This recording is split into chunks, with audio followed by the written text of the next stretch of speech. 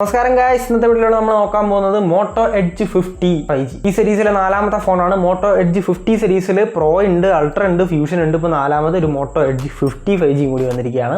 Almost perfect smart ഫോണാണ്. എല്ലാ details വീഡിയോയിലൂടെ പറയുന്നതായിരിക്കും. ഞാൻ കുറച്ച് ലേറ്റ് ആണെന്ന് അറിയാം, പ്ലീസ് എന്നോട് ക്ഷമിക്കണം. അപ്പം വീഡിയോ അവസാനം വരുന്നത് കാണുക. നിങ്ങളിപ്പോൾ കണ്ടിരിക്കുന്ന ടെക്ടോടെക് മലയാളം എന്ന യൂട്യൂബ് ചാനൽ. ഞാനാണ് അമർനാഥ്. കൂടുതൽ ടൈം കളയണ്ട, നമുക്ക് നേരെ വീഡിയോയിലേക്ക് കിടക്കാം.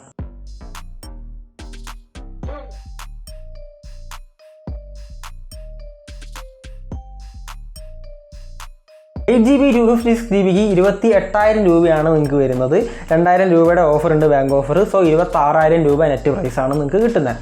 26,000 രൂപയ്ക്ക് ഈ ഒരു സ്മാർട്ട് ഫോണിനെ കുറിച്ചാണ് നമ്മൾ പറയാൻ പോകുന്നത്. 68 വാട്ട്സിൻ്റെ ബ്രിക്ക് നിങ്ങൾക്ക് പെട്ടിയിൽ കിട്ടുന്നുണ്ട്. Type C to type C കേബിളും നിങ്ങൾക്ക് പെട്ടി കിട്ടുന്നുണ്ട്. പിന്നെ സ്റ്റിക്കർ, ഡോക്യുമെൻറ്റേഷൻ, സിം ഇജക്ടർ ടൂളൊക്കെ എന്തായാലും വരുന്നുണ്ട്. ഹാർഡായിട്ടുള്ള ഒരു കേസും നിങ്ങൾക്ക് പെട്ടി തന്നെ കിട്ടുന്നുണ്ട്.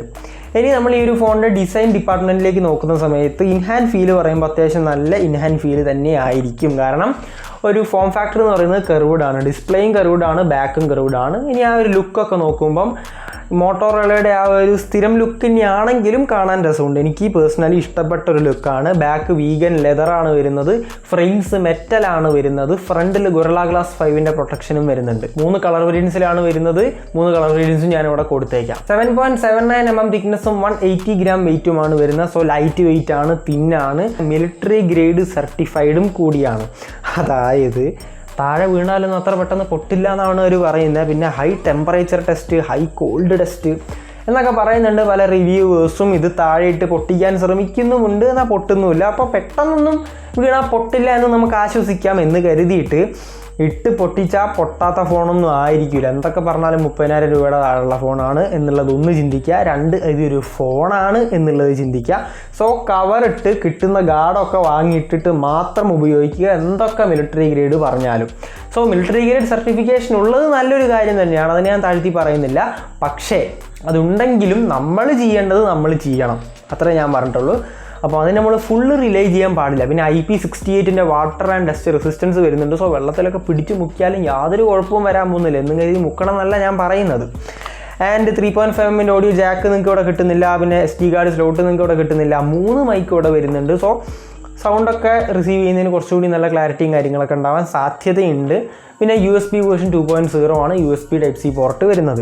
ഇനി ഡിസ്പ്ലേ ആൻഡ് ഓഡിയോ ഡിപ്പാർട്ട്മെൻറ്റിനെ കുറിച്ച് നമ്മൾ നോക്കുന്ന സമയത്ത് 6.67 ഇഞ്ചസിൻ്റെ 1.5K റെസൊല്യൂഷൻ 120 Hz റിഫ്രഷ് റേറ്റുള്ള ഒരു POLED സ്ക്രീനാണ് നിങ്ങൾക്ക് ഇവിടെ കിട്ടുന്നത്. ഗൊറില്ല ഗ്ലാസ് 5ൻ്റെ പ്രൊട്ടക്ഷനും കാര്യങ്ങളൊക്കെ വരുന്നുണ്ട്. 93% പുറത്ത് സ്ക്രീൻ ടു ബോഡി റേഷ്യോയും വരുന്നുണ്ട്. സോ കാണാൻ നല്ല രസമുണ്ട്. വീഡിയോ വ്യൂയിങ് എക്സ്പീരിയൻസ് ഒക്കെ അടിപൊളിയാണ്. HDR സർട്ടിഫിക്കേഷൻ വരുന്നുണ്ട്.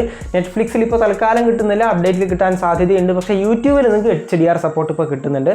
ഫുൾ HD സ്ട്രീമിംഗ് പറ്റും. വൈഡ് ബാൻഡ് L1ൻ്റെ സർട്ടിഫിക്കേഷനും വരുന്നുണ്ട്. 1200 നിറ്റ്സിൻ്റെയാണ് ഹൈ ബ്രൈറ്റ്നസ് മോഡിലുള്ള ബ്രൈറ്റ്നസ്, അതായത് വെട്ടത്ത് നിൽക്കുന്ന സമയത്ത്. പീക്ക് ബ്രൈറ്റ്നസ് 1600 നിറ്റ്സ് ആണ് വരുന്നത്. സോ അത്യാവശ്യം ബ്രൈറ്റ് ആയിട്ടുള്ള സ്ക്രീന് തന്നെയാണ് കൊടുത്തിരിക്കുന്നത്. ഡ്യുവൽ സ്റ്റീരിയോ സ്പീക്കേഴ്സ്, അത് ഡോൾബി അറ്റ്മോസിൻ്റെ ട്യൂൺഡ് ആണ്. സോ ഓൾ റൗണ്ട് മൾട്ടിമീഡിയനെ കുറിച്ച് നോക്കുന്ന സമയത്ത് അടിപൊളിയാണ്, വേറെ ലെവലാണ്. അതെന്തായാലും ഈ ഒരു പ്രൈസ് റേഞ്ചിലായാലും അത്യാവശ്യം മോട്ടോ നല്ലതാണ് കൊടുക്കാറുള്ളത്. ഇനി നമ്മൾ സ്പെസിഫിക്കേഷൻസ് നോക്കുന്ന സമയത്ത് Qualcomm Snapdragon 7 Gen 1 ചിപ്സെറ്റ് ആണ് വരുന്നത്. അത് ആക്സലറേറ്റഡ് എഡിഷൻ ആണ് കൊടുത്തിരിക്കുന്നത്. 2.5 GHz ടോപ്പ് ക്ലോക്ക് സ്പീഡ് ആണ് വരുന്നത്. ആക്സലറേറ്റഡ് എഡിഷൻ ആണെങ്കിൽ പോലും ഈ ഒരു പ്രൈസ് റേഞ്ചിൽ ഏറ്റവും ബെസ്റ്റ് ചിപ്സെറ്റ് ഒന്നും അല്ല ഇവിടെ കിട്ടുന്നത്. വൺസ് അഗൈൻ 30,000 രൂപ പ്രൈസ് റേഞ്ചിൽ പോക്കോ F6 പോലെയുള്ളതും OnePlus Nord 4 പോലെയുള്ള അങ്ങനത്തെ കുറേ ഫോണുകൾ നിങ്ങൾക്ക് ഗെയിമിങ്ങിന് ഇവിടെ കിട്ടാനുണ്ടാവും.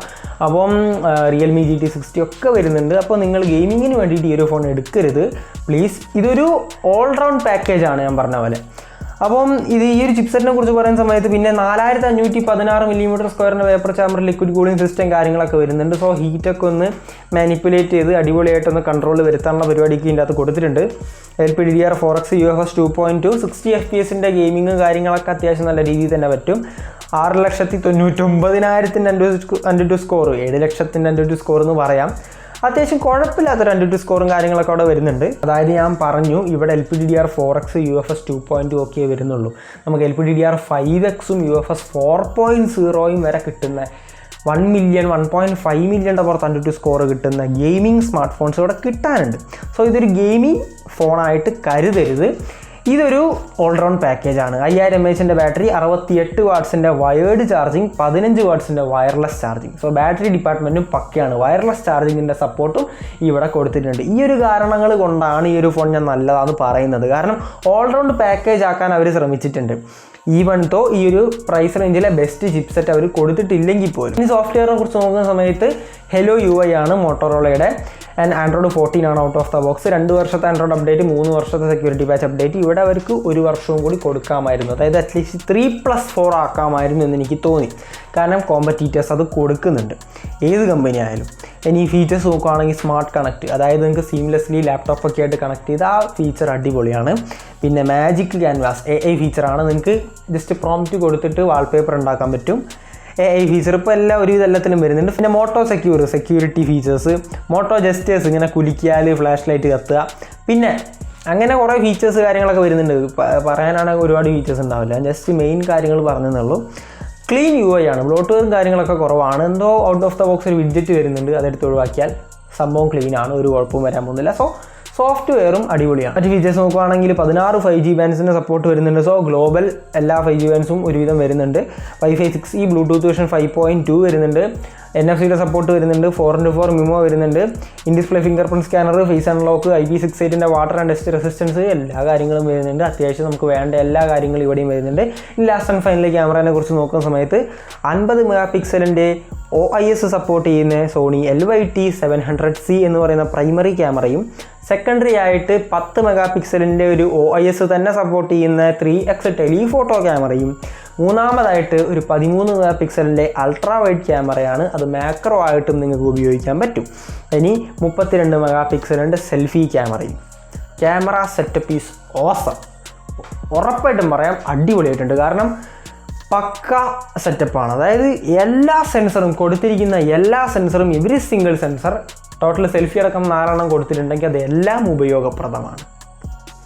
ഇന്നിക്ക് പരിപാടിയില്ല. ആൻഡ് കൊടുത്തിരിക്കുന്ന സെൻസറുകൾ മെൻഷൻ ചെയ്തിട്ടുണ്ട്, പ്രൈമറി സെൻസർ, പിന്നെ ടെലിഫോട്ടോ കൊടുത്തിട്ടുണ്ട്. സോ ക്യാമറ എന്ന് മാത്രമല്ല, മോട്ടോ ക്യാമറ ഇമ്പ്രൂവ് ആയി വരുന്നുണ്ട്. അവരുടെ പ്രോസസ്സിങ്ങും കാര്യങ്ങളൊക്കെ ഇമ്പ്രൂവ് ആയി വരുന്നുണ്ട്. സോ നമുക്ക് ട്രസ്റ്റ് വർത്തി ആയിട്ട് ക്യാമറ അത്യാവശ്യം നല്ല രീതിയിൽ തരും എന്നുള്ളൊരു ബ്രാൻഡായി മാറി വരുന്നുമുണ്ട്. സോ നമുക്ക് അത്യാവശ്യം നല്ല രീതിയിലുള്ള ഔട്ട്പുട്ട് കിട്ടും. 4K 30 FPS ബാക്കിലും ഫ്രണ്ടിലും നിങ്ങൾക്ക് റെക്കോർഡിങ് വരുന്നുണ്ട്. സോ 4K റെക്കോർഡിങ്, ഇനി 60 FPS റെക്കോർഡ് ചെയ്യണമെന്നുണ്ടെങ്കിൽ 1080p 60 FPS ബാക്കിലും ഫ്രണ്ടിലും നിങ്ങൾക്ക് വരുന്നുണ്ട്. സോ എല്ലാ പ്രശ്നങ്ങളും കൂടെ സോൾവ് ആയി. 4K 60 ഉണ്ടെങ്കിൽ നല്ലതാണ്, പക്ഷേ അറ്റ്ലീസ്റ്റ് ഈ ഒരു പ്രൈസ് റേഞ്ചിൽ നമുക്ക് 4K 30 എങ്കിലും ബാക്കിലും ഫ്രണ്ടിലും കിട്ടുന്നുണ്ട്. അതാണ് ക്യാമറ ഡിപ്പാർട്ട്മെൻറ്റ്. മറ്റ് ഫീച്ചേഴ്സും കാര്യങ്ങളൊക്കെ വരുന്നുണ്ട്. പോർട്രേറ്റ് മോഡ് വരുന്നുണ്ട്, അത്യാവശ്യം നല്ല പോർട്രേറ്റ് എടുക്കേണ്ടത്. നൈറ്റ് മോഡ് വരുന്നുണ്ട്, OIS ഉള്ളതുകൊണ്ട് നൈറ്റ് എടുക്കുന്നുണ്ട്. പിന്നെ 3x നമുക്ക് ടെലിഫോട്ടോ ഉള്ളതുകൊണ്ട് പോർട്രേറ്റ് ഉഗ്രനായിട്ട് കിട്ടും. പിന്നെ നമുക്ക് സൂമല്ല ഇത് ഉപയോഗിക്കാം. സോ ക്യാമറ അത്യാവശ്യം നല്ലതാണ്. ഇനി കൺക്ലൂഷൻ പറയുന്ന സമയത്ത് അത്യാവശ്യം നല്ല ക്യാമറ കിട്ടും ഈ ഫോണിൽ. IP68 വാട്ടർ റേറ്റിംഗ് കിട്ടും, മിലിറ്ററി ഗ്രേഡ് സർട്ടിഫിക്കേഷൻ ഉണ്ട്. അപ്പം കുറച്ചും കൂടി നമ്മൾ കേസൊക്കെ ഇട്ട് സ്ക്രീൻ ഗാർഡൊക്കെ ഇട്ട് ഉപയോഗിക്കുകയാണെങ്കിൽ കുറച്ചുകൂടി സെക്യൂർ ആണ്. അത്യാവശ്യം നല്ല ഡിസ്പ്ലേ ആൻഡ് മൾട്ടിമീഡിയ, വലിയ കുഴപ്പമില്ലാത്ത പെർഫോമൻസ്. ഈ പ്രൈസ് റേഞ്ചിലെ ബെസ്റ്റ് ഒന്നുമല്ല, വലിയ കുഴപ്പമില്ലാത്ത പെർഫോമൻസ്. എല്ലാം കൂടി ഒത്തുചേർന്ന ഒരു ഫോണായിട്ട് എനിക്ക് തോന്നി. പ്രത്യേകിച്ച് 28-നാണ് ഇത് ലോഞ്ചെങ്കിലും 26-ന് നിങ്ങൾക്ക് ഓഫറിന് കിട്ടിയാൽ അതൊരു 25K റേഞ്ച് ആയില്ലേ എന്നും കൂടി ചിന്തിക്കാം. ആ ഒരു പ്രൈസിന് ഈ ഒരു ഫോൺ എന്തായാലും പക്കയാണെന്ന് മാത്രം പറഞ്ഞുകൊണ്ട് ഇന്നത്തെ വീഡിയോ മാത്രം. കൂടുതൽ വീഡിയോസിന് വേണ്ടി ചാനൽ സബ്സ്ക്രൈബ് ചെയ്യാത്തൊരു സൈഡിൽ ബെല്ലൈക്കൺ അമർത്തുക. വീഡിയോ ഇഷ്ടപ്പെട്ടാൽ ലൈക്ക് ചെയ്യുക, ഷെയർ ചെയ്യുക, കമൻറ്റ് ചെയ്യുക. ആൻഡ് ഇൻസ്റ്റാഗ്രാമൊക്കെ ഒന്ന് പോയി ഫോളോ ചെയ്യാൻ മറക്കണ്ട എന്ന് മാത്രം പറഞ്ഞുകൊണ്ട് അടുത്തൊരു നല്ല വീഡിയോയിൽ കാണാം. എല്ലാവരെയും കാണാം. എല്ലാവർക്കും സ്റ്റേ സേഫ്. ബൈ.